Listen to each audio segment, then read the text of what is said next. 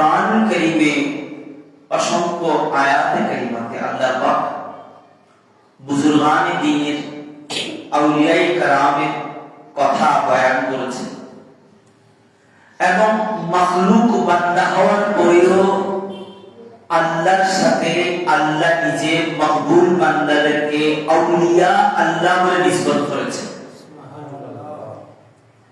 আমরা আউলিয়া বলছি পড়ে, কিন্তু আল্লাহ সবার আগে ইনাদেরকে আল্লাহ পাকের ওলি বলে ঘোষণা দিয়েছেন। নিসবতটা বান্দার পক্ষ থেকে নয়, বান্দাকে আল্লাহর বন্ধু বলে নিসবতটা আল্লাহ নিজেই করে দিয়েছেন।